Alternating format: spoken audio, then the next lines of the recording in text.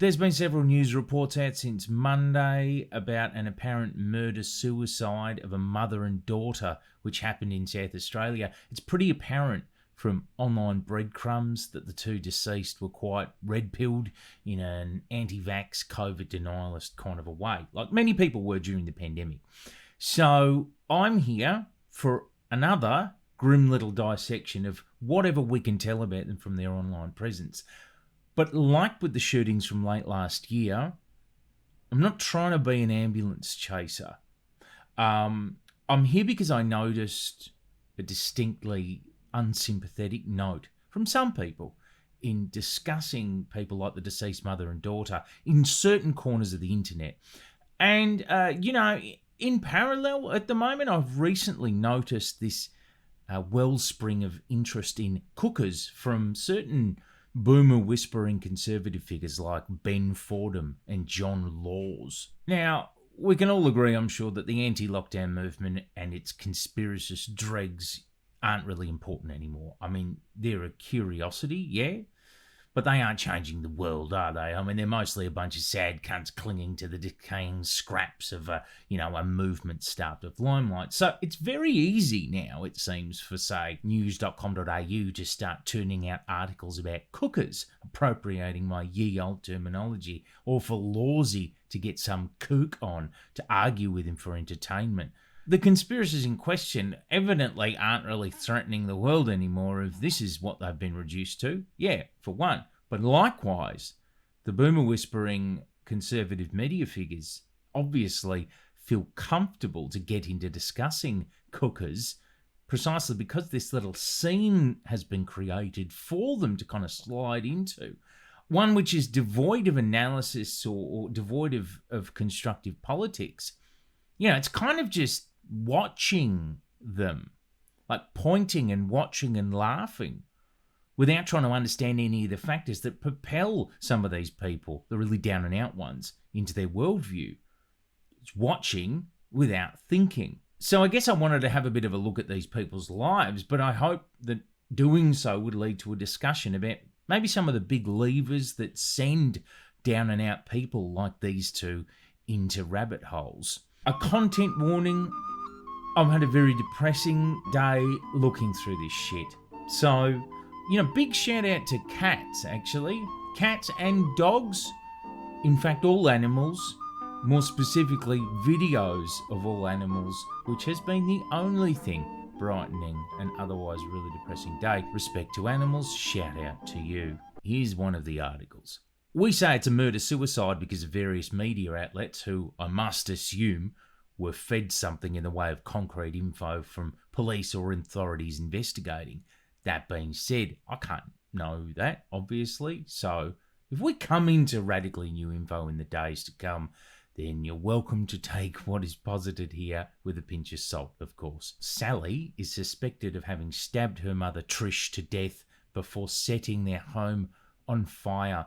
Obviously, this is horrendous. This is an out-and-out tragedy, and in all the coverage of the two deceased, this photo has been posted. That's Sally and Mum posing together with a kind of handwritten COVID denialist, anti-lockdown conspiracist hoo-ha that is very typical of pandemic-era conspiracists. That sort of DIY scribbling of messages across every blank bit of white canvas available that exists in the world, as though all the world is your Facebook timeline. That's very typical stuff of the scene. I have talked about it before. In fact, I've even attempted a simulation of it once with a hat I made when I dressed up to go incognito at a conspiracist rally. I kind of love this sort of thing. Although we should acknowledge that sometimes people do that, not just because they're desperate to put their conspiracist rhetoric everywhere, but also because they don't have the money to make swish new t-shirts, or buy them from anti-lockdown conspiracist influencers like Dave O'Neig's for significantly more than they cost to be made so that Dave can go to Mexico. Anyway, it's notable that these particular shirts had a strong religious note to them. You see, Sally's shirt says Australian Constitution 116. And that's the section of the Australian Constitution that says the Commonwealth is not to legislate in respect of religion. So I guess it seems that mum and daughter are religious people. You probably won't recall the part of the New Testament that says masks and vaccines are satanic, but that was a rallying point for some conservative, ultra-Orthodox Christians through the pandemic who wanted to continue their usual religious practice through COVID lockdowns, for example, or sometimes just blend their religious message with conspiracist stuff. This was all quite a big thing among big anti-lockdown channels and the like, particularly in mid-2021. You might recall Avi Yemeni saving, quote-unquote, a Pastor Paul Furlong from a church that continued to hold services through lockdowns. Avi did the obligatory Rebel News fundraiser in mid-2021 to get that guy released, even though, as I think I recall, Paul ended up being bailed without cost. Important to note, though, that pastors like Paul Furlong were kind of having their rhetoric laundered by outlets like Rebel News into a sort of a sanitized, libertarian, anti-lockdown, anti-bureaucracy message. Like, it plays better to a big rebel audience to simply say that you're for freedom. But meanwhile, Paul was actually in his services talking about the NWO and shit. Where is the pandemic? It's not about COVID. It's about one world order and government control and removing our freedoms. Similarly, we saw a 2020 campaign for another pastor, Victor Tay, gain traction in this kind of sanitized, libertarian, just love my freedom way. Like, Victor was simply organising rallies disguised as exercise walks around Sydney CBD quite early on in the pandemic on the weekends.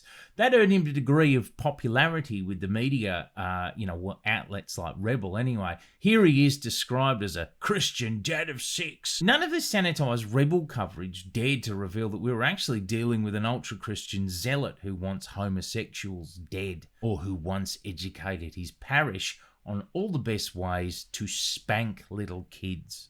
So there's like a double speak there with all these conspiracist influences and outlets like Rebel, benefiting financially, sort of perched on top of the movement. They would co-opt all the off-the-wall conspiracist bullshit to rustle into their videos where it was sanitary enough, and to their fundraising campaigns, of course, but they would hide its excesses because they did want to incorporate, say, the fringe red-pilled Christian audience into their existing base. They just didn't want to take on the excess baggage of, talking about the NWO or the kill the gays material. That's really important, I think, to looking at tragedies like whatever happened to Sally and Trish, because my thoughts are, it's all well and good when Rebel had money to make from COVID lockdown panic in 2021, but now we're in 2023 and we seem to see some very lonely people taking their own lives and the lives of others.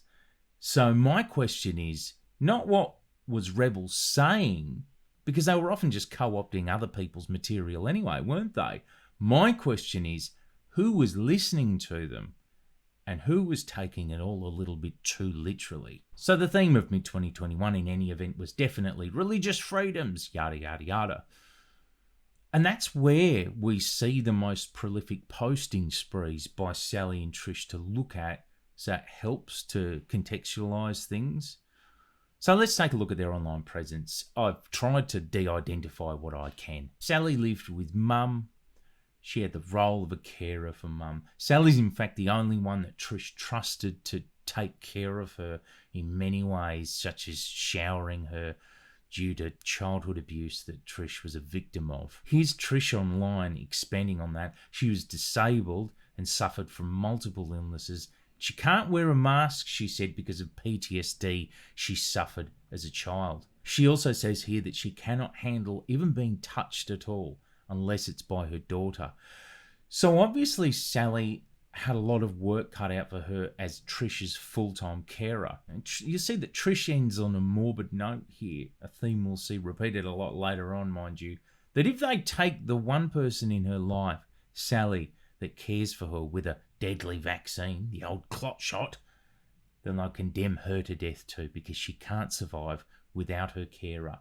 But they are both ready to die, she says. Contextualising all this further, there is a petition that Sally launched in 2021 about her and mum's NDIS frustrations, which helps us to understand a bit more about what might have been going on there. Sally says mum's been on NDIS for over 2 years and isn't getting anywhere. They've apparently had GP advice ignored.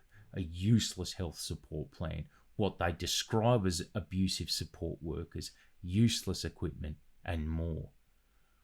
We can obviously see they're having a really shit time of it and are not receiving adequate care for mum.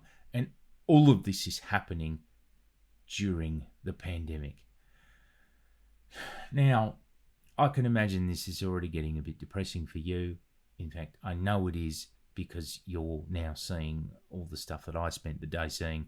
So I thought you might like this little cat video. It's a cat holding a dog, obviously very young cat, very young dog also, kitten, puppy really, obviously holding him, and you can see from the way that he's holding him, that obviously he's holding him, and therefore he's just holding him. Okay, now hopefully you're refreshed. You can come back to misery land with me. This 2008 Australian Institute of Family Studies report finds that people with disabilities and their carers have significantly worse health outcomes than the general population. Carers are also very likely to be receiving not enough support, and in fact quite a few of them are receiving no support whatsoever. This is a very isolating life. The NDIS is meant to remediate some of these issues for people with lifelong or severe disabilities and their carers, but the access itself can be plagued with bureaucratic ineptitude or inconsistency and sudden funding or access cuts, such as those experienced by Oscar here. There are countless stories like this to be found online, sadly enough. And yet, at the same time, NDIS can be a necessary lifeline for people with disability, so much so that people who suddenly cannot access it can even lose their lives, like David Harris here did. So care under the NDIS is obviously a really fraught situation faced by people with little other recourse to help, dealing with loads of isolation, and often they have nowhere else to turn to. Now, I bet that makes for a shit life. And indeed, it sounds like Sally was having a really shitty life. The isolation she experienced was compounded by the isolationist rhetoric of the anti-lockdown movement, where purebloods are regularly encouraged to cut off all vaccinated sheep or slaves out of their life. To be fair, this is the same kind of rhetoric that many people were pushing during that time, heedless of their position. I recall regularly encouraging people, during my many videos to at least try to keep talking to their cooked loved ones if they had the spoons to do so. But the prevailing rhetoric of the day was cut them off, cut them off, cut them off. We all recall that. So Sally and Trisha duly did that. They cut themselves off more than ever. Sally told her friends to fuck off. In fact, she decided at some point she wouldn't even speak to anyone who'd received a vaccine. She's very fucking sad. Sally had cancelled a scheduled operation in the public health system, presumably due to her vaccination status, so we should assume that her health issues were mounting. And here she says, "If I suddenly disappear from here without being banned, know I am dead.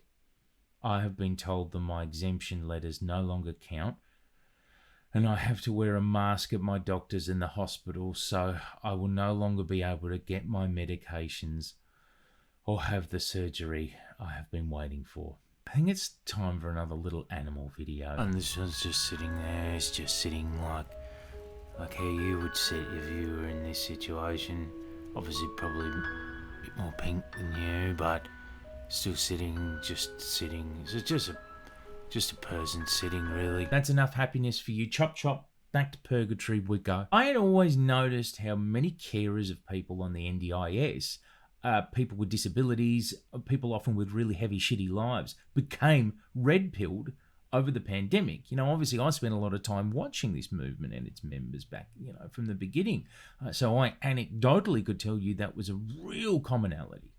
We already know that mental health issues, isolation, material issues like poverty and such can increase someone's likelihood of being prone to, not just, we all have a conspiracy or two in our minds, but really deep sort of organised conspiracy. I've already done pretty long reflections on our natural predisposition towards conspiracy in videos like my QAnon two-parter, so I'd rather not repeat myself, but I do recommend Suspicious Minds by Rob Brotherton if you want to know more about the many factors that influence deep conspiracist thinking. Go read that, it's a great book. Another influencing factor specific to the NDIS, and this is just logical, intuitive stuff, is that if you've got an ongoing issue with health-oriented government bureaucracy and are having major issues getting ongoing medical or therapeutic care, well, then it's probably no surprise that when a major health crisis comes along necessitating your reliance on more government bureaucracy, you might be inclined to be a bit sus about it. And indeed,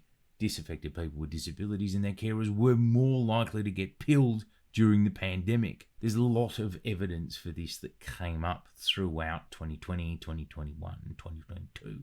Bureaucratic ineptitude again amplified those issues. A lot of disabled people reported that they were having issues exacerbated by the NDIS in accessing COVID care themselves. People couldn't access vaccines. They were being given the ring around. It was very hard for them. So on that note, back to Sally and Trish.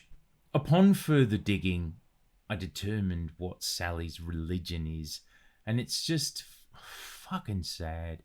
It's called Sally Loves God. She reckons she made it up, and here she goes into the Constitution Section 116 thing, saying that in her religion you don't have to wear masks or get vaccinations or get tested. We established earlier that we know that they were getting all this religious freedom hoo-ha from the anti-lockdown movement via the big profiteering channels they were both following, like Rebel. But I guess now we know what the specific deal is with the Section 116 on their tops. But this stuff is sadder and it goes deeper and it seems to predate the pandemic. Sally had a mental breakdown, she says, 2 years back after a miscarriage.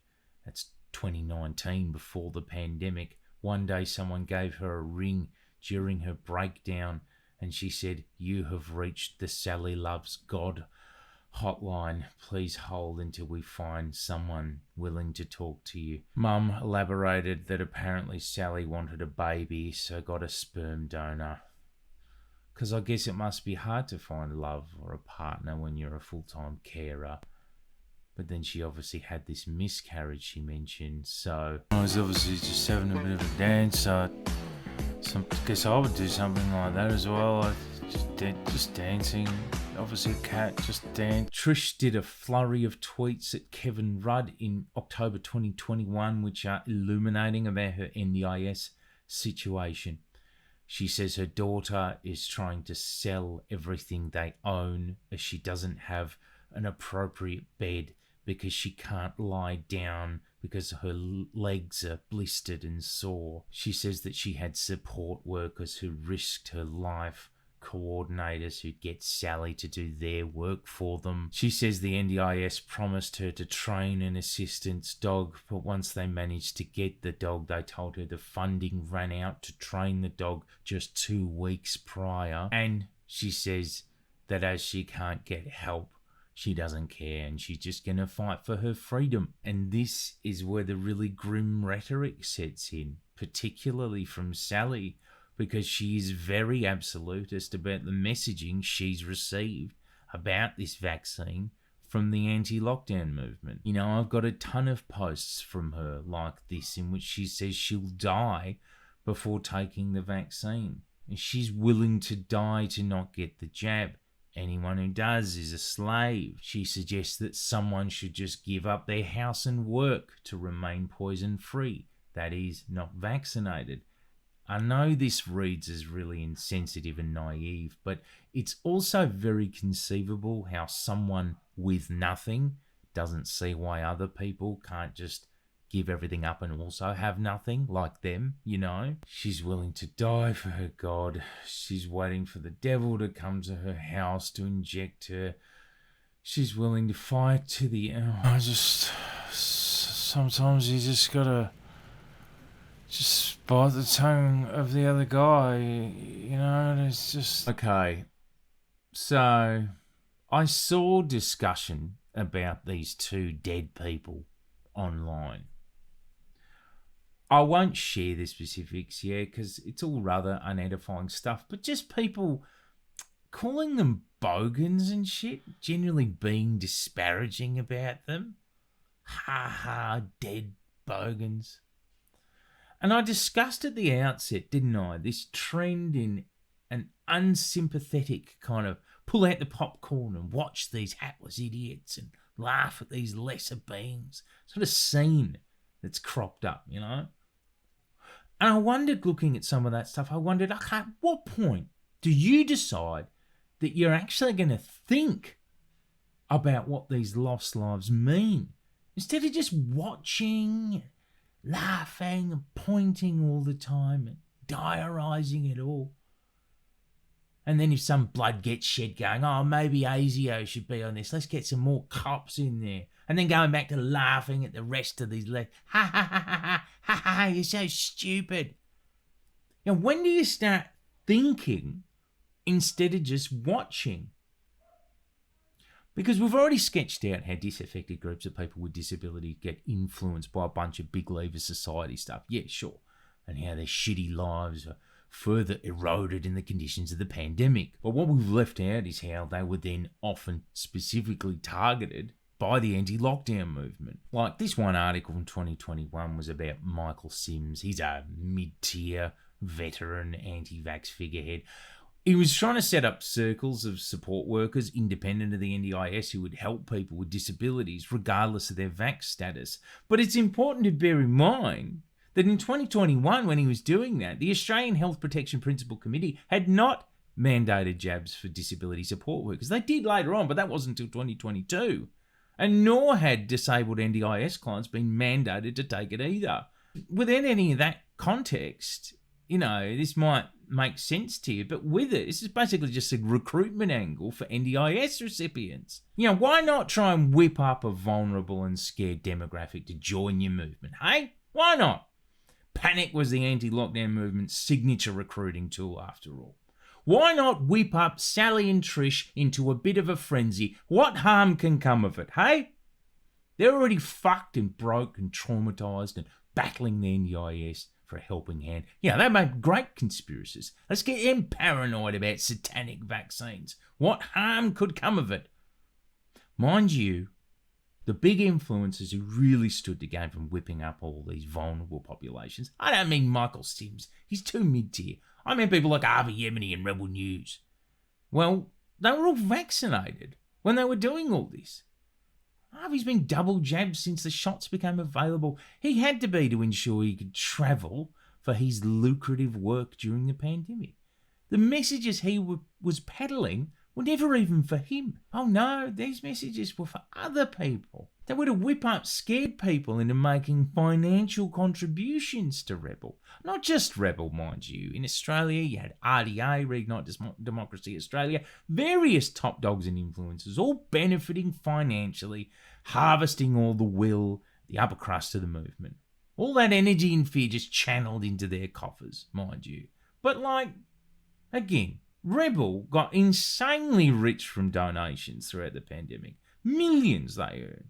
But let's be real, they didn't get rich from people like Sally and Trish, did they? No.